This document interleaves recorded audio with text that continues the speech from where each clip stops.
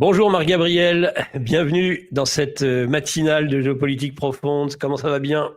Bonjour Nicolas, bonjour à tous. Moi ça va très bien. Bon, je suis à l'hôtel un peu dans des conditions particulières pour enregistrer l'émission, mais Mais ça oui, va parce très que bien.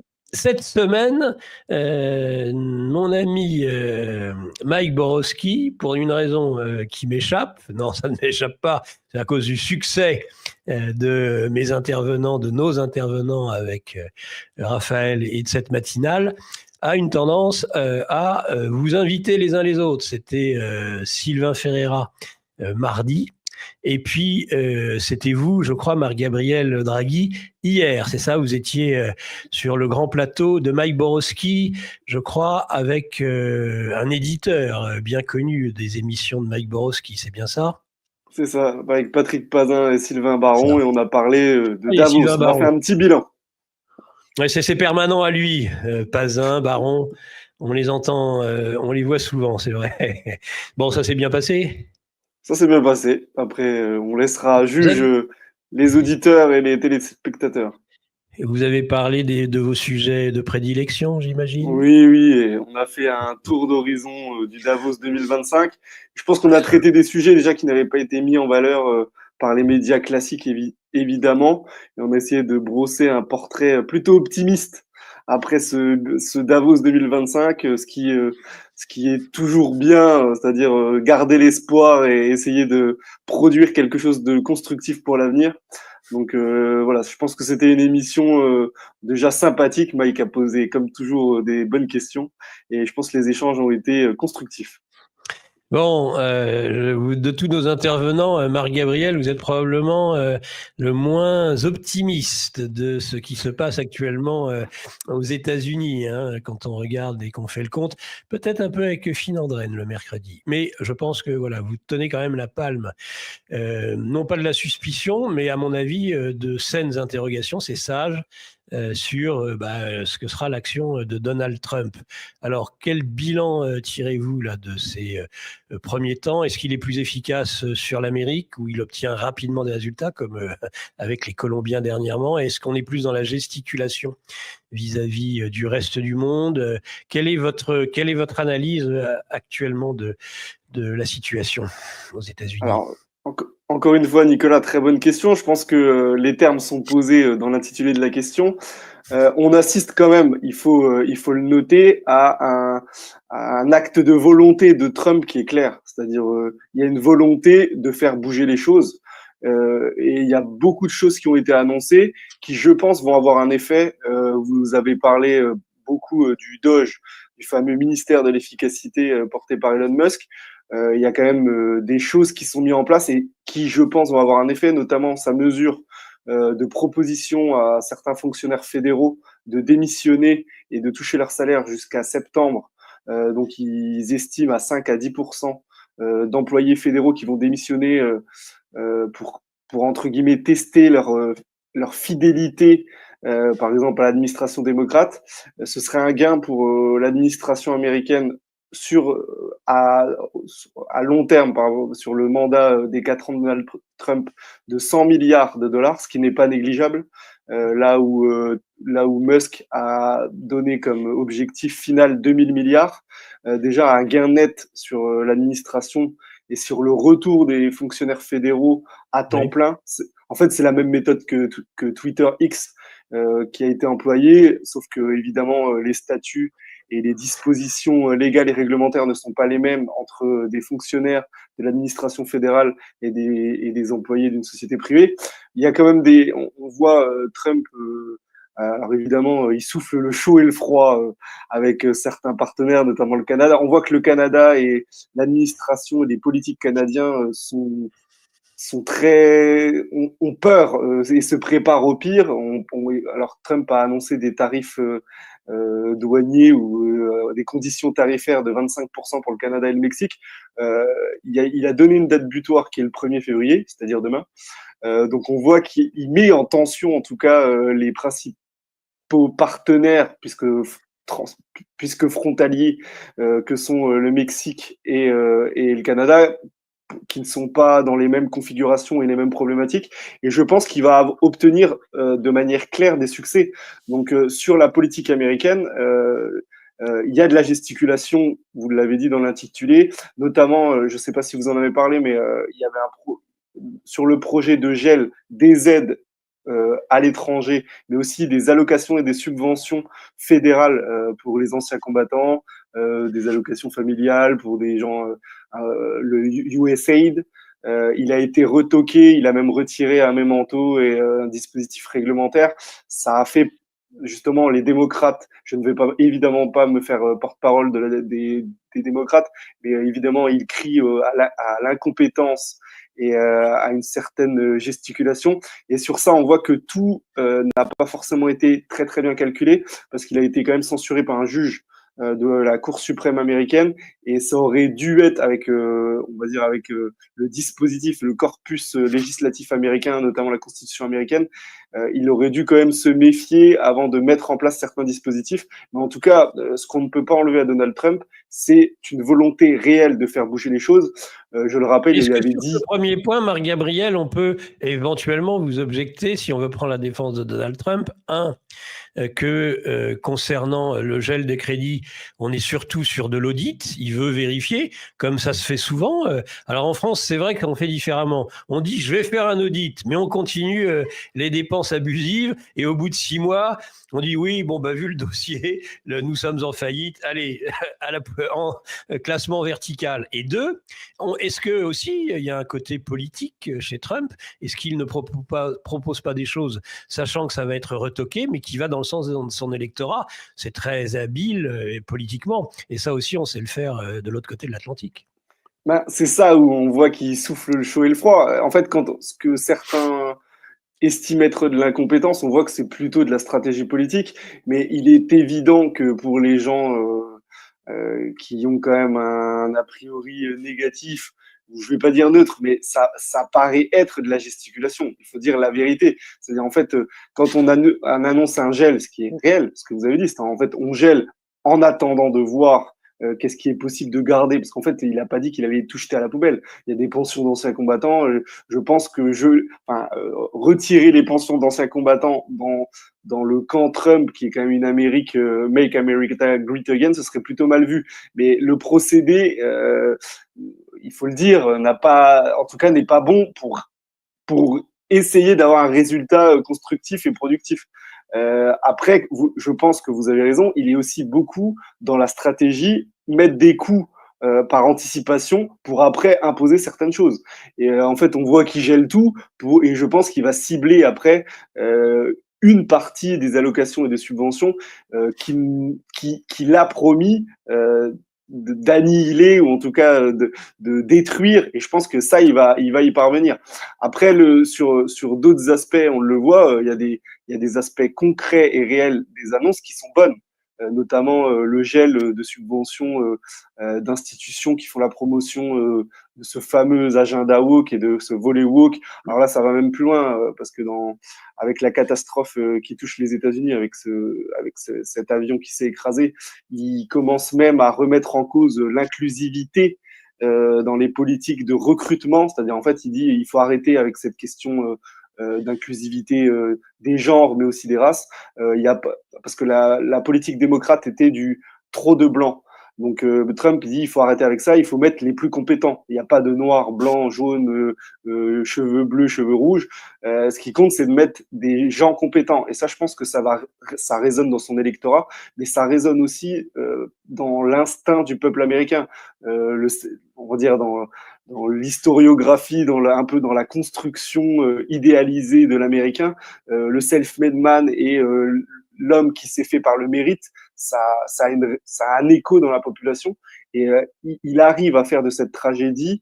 Alors déjà, il désigne les coupables. Hein, il dit c'est Biden et Obama qui ont, par des politiques folles et hystériques, ont rendu notamment les contrôleurs aériens pas safe, non safe, c'est-à-dire pas, il y a plus de sécurité. Et il arrive. Alors c'est évidemment critiqué par les démocrates qui sont dans l'émotion, toujours dans l'émotion ultime. Et il arrive quand même à dire attention, vous voyez ce qui arrive quand on va trop loin dans la dégénérescence. Et ça c'est quand même plutôt intéressant. Et c'est ce que je disais. De toute manière, Trump déjà sur un aspect patriote américain, si rien que son discours et les premières mesures, il avait rappelé qu'il serait dictateur les premières 24 heures et qu'après il arrêterait, il a quand même enclenché, il est évidemment pas dictateur, hein, il y a pas de, on n'est pas sur les médias mainstream, mais il a quand même enclenché un mouvement de volontariat et de mise en scène d'hommes qui décident. C'est faux de dire seul, mais en tout cas, il se met en avant comme tel. Et c'est intéressant parce qu'il montre encore que dans nos démocraties, alors les États-Unis ne sont pas la France, hein, nous sommes d'accord, mais dans nos démocraties occidentales, il peut y avoir en tout cas encore une affirmation de la volonté.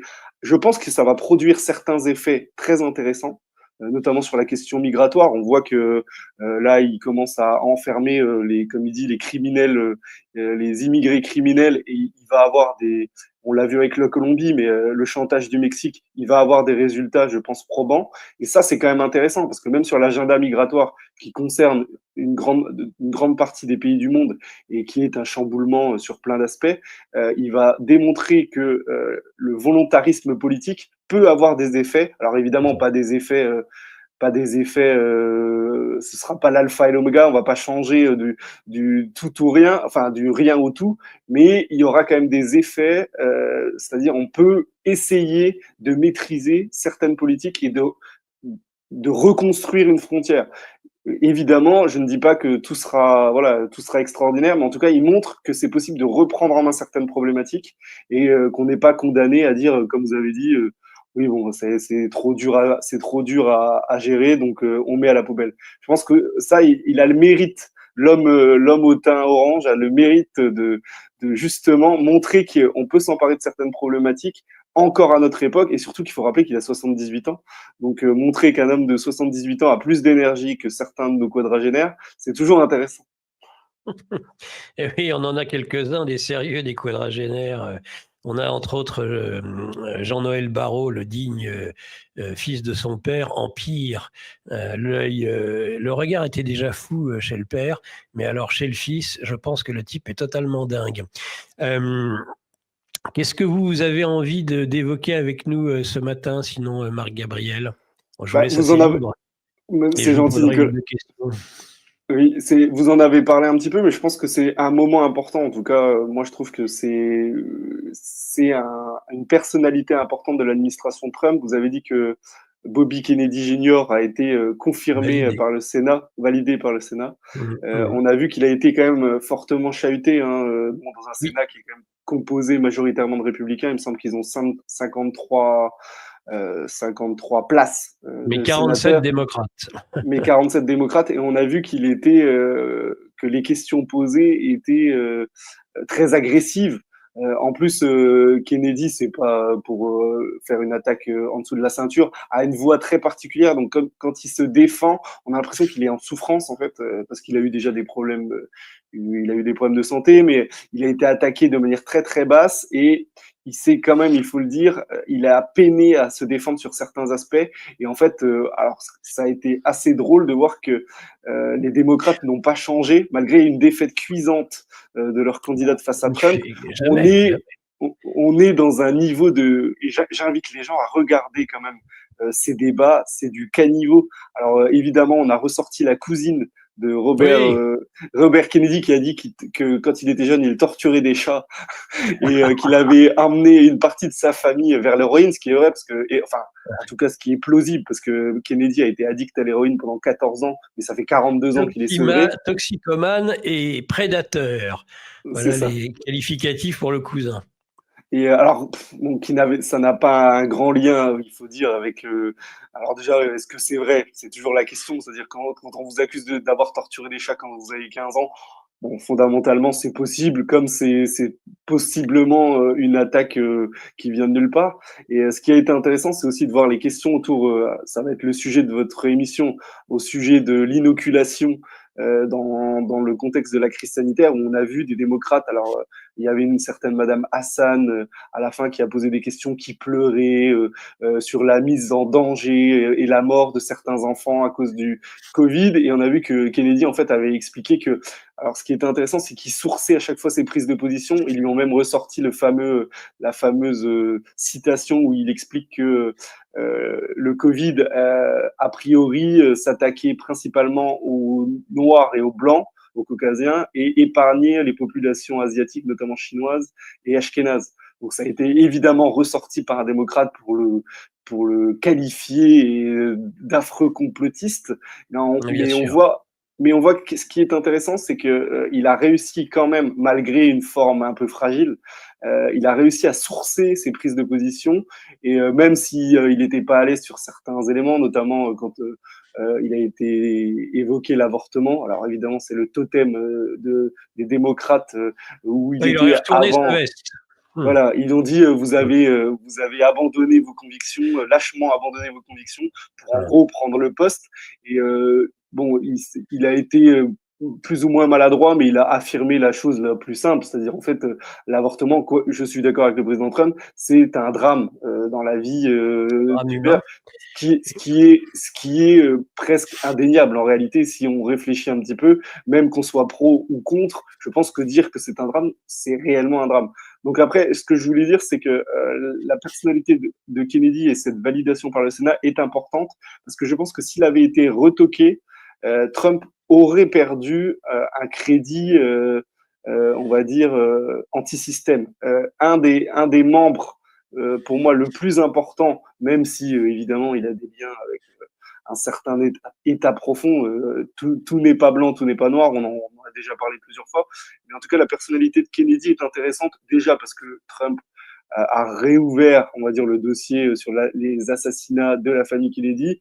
Et en plus, il a quand même une politique rendre la santé à l'Amérique. Il a parlé de l'obésité, du diabète dans son discours, ce qui était très important, du développement, l'addiction au sucre, l'industrie agroalimentaire. Et on a vu les démocrates justement défendre. Ça, c'est ça qui a été intéressant, défendre Big Pharma. En gros, on lui a dit de se positionner sur le fait qu'il ne devait pas gagner d'argent sur les poursuites engagées contre les fabricants de vaccins. Et ça, en fait, ça pose, pour moi, ça pose une réalité. C'est-à-dire, vous avez des gens qui sont dans l'opposition, mais qui défendent. Alors, bon, après, les démocrates ne sont plus à un abaissement près, mais ils défendent une industrie qui a fait des millions et des milliards. Je veux dire, les vaccins Covid, c'est pas une broutille. Aux États-Unis, dans l'ensemble du monde, c'est des gens qui ont généré des milliards sur une réalité pandémique. Je pense que c'est le sujet important de l'émission. Vous aurez le professeur Raoult à l'antenne juste après le général Delavarre. Mais je pense que c'est le sujet. C'est-à-dire, en fait, on reproche à Kennedy de suspecter d'éventuels risques sur ces vaccins avec des études qui n'étaient pas fiables, et on lui dit surtout ne faites pas d'argent sur la poursuite de ces fabricants. Ce qui est intéressant parce que c'est un peu on fait un peu le même reproche justement à des professionnels de santé ou des avocats. Par exemple, Maître Divisio, il lui est reproché d'avoir gagné de l'argent parce qu'il s'est attaqué, on va dire, aux figures et aux institutions pro-vax. En fait, il renverse à chaque fois, il renverse la problématique. Ceux qui ont fait le plus de bénéfices dans l'histoire Covid, ce n'est évidemment pas les anti-vax. Ils arrivent quand même à présenter la chose comme, en gros, vous faites ça pour l'argent. Et c'est là où on voit que il y a quelque chose de diabolique en fait dans les arguments qui sont présentés par cette opposition, qui est quand même, je pense, pour moi, problématique, pour ne pas dire diabolique. Et vous appelez à la mise en place d'un euro numérique. Absolument. Nos élites déroulent leurs plans contre nous. Mais nous aussi on a des plans contre eux. Déjà au travers de nos émissions avec une revue de presse économique pour faire le point avec vous, puis dans notre revue mensuelle avec des analyses financières et des solutions de décentralisation, et surtout dans notre stratégie anti-CBDC. Plus de 3 heures de contenu exclusif et gratuit pour apprendre concrètement à préserver votre épargne. Au programme, protection anti-crise, anti-banque, anti-État et bien d'autres solutions. Le temps joue contre nous, mais on peut se défendre.